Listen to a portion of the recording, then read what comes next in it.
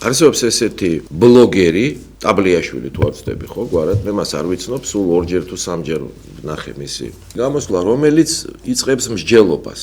რატომღაც ერეკლე მეორეზე და გიორგი მე-12-ზე, განსაკუთრებით გიორგი მე-12-ზე, რომ აი მისის აქციელის შედეგად საქართველოს უბედურება დაემართა, კვლავ მინდა ვთქვა, რომ ერეკლე მეორეს პერიოდში საქართველოში ცხოვრობდა 780,000 კაცი.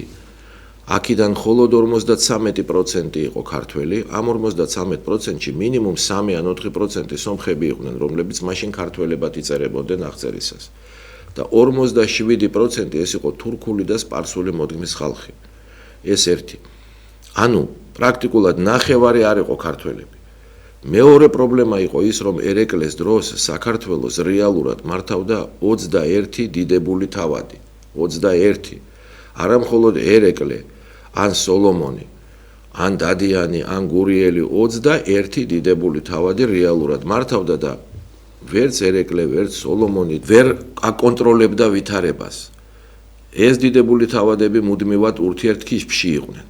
სრულიად ნათელი იყო ერეკლესთვისაც და სოლომონისთვისაც, რომ საქართველო ვეღარ გადარჩება, დაიშლება პატარ-პატარა სათავადოებად და რაც თავარია ნათელი იყო, რომ გაგრძელდება სპარსელების და თურქების ჩასახლება საქართველოში, აი როგორც ეს მაგალითად ეხლა თურქ მესხებს ეძახიან, ეხლა მესხი თურქი როგორ შეიძლება იყოს, მესხეთში ჩასახლებული თურქები და სრულიად ნათელი იყო, რომ უახლოეს პერიოდში საქართველოში ქართველები აღარ იქნებიან საერთოდ.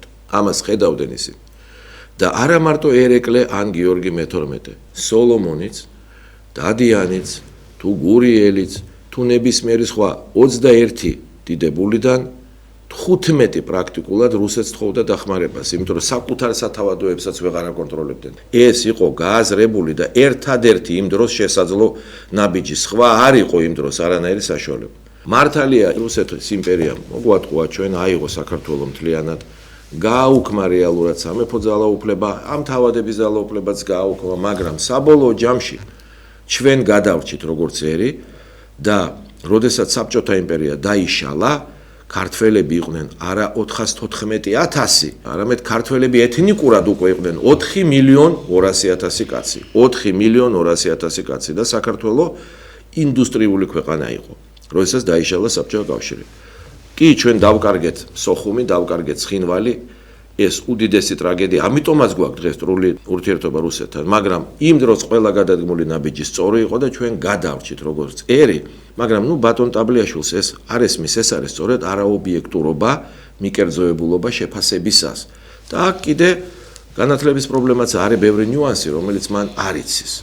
ადრე მან ისაუბრა ჩემზე, როდესაც მე ვსაუბრობდი სირიაზე, და არა მარტო სირიაზე, ლიბიაზე, მე მაშინ ვთქვი, რომ მაშინ სირიის ლიდერი ბაშარ ალ-ასადი იყო, რომელიც გაიქცა თქო რუსეთში და ვისაუბრე ასევე მუამარ კადაფიზე და ბატონი ტაბლიაშვილი მისწორებს მე, რომ ალ-ასადი კი არა, ალ-ასადიო, პრონანსის პრობლემა გაქვს, იცის რა არის პრონანსი და კადაფი კი არა, კადაფიო. მე მინდა მას აუხსნა, რომ ბაშარ ალ-ასადი გახლავთ სირიელი არაბი.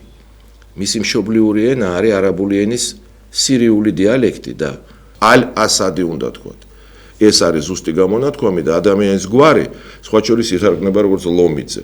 ზუსტად უნდა წარმოთქვათ, ასევე მას მინდა აუხსნა, რომ მუამმარ კადდაფია და არა კადაფი.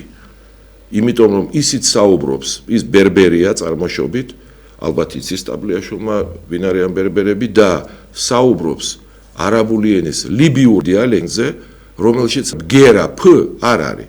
კადდაფი კი არ არის, კადდაფია, მუამმარ კადდაფი. და კვლავ გეუბნებით, გვარი უნდა წარმოთქვათ სწორედ, თუ შეგიძლიათ, რა თქმა უნდა ეს. აი ესეთი ზოგადად გაუნათლებლობის პრობლემა, მიკერძოებულის და მესამე კიდე, რომ იქ ყვება, რომ ესე იგი, აი ძალიან კარგი მამაყოლია გულბაც ხილაძეს და თვითონ არის ცუდი შვილი, აქ საერთოდ მე მგონი ადეკვატორი არ არის ამ ვითარებაში ეს საუბარი.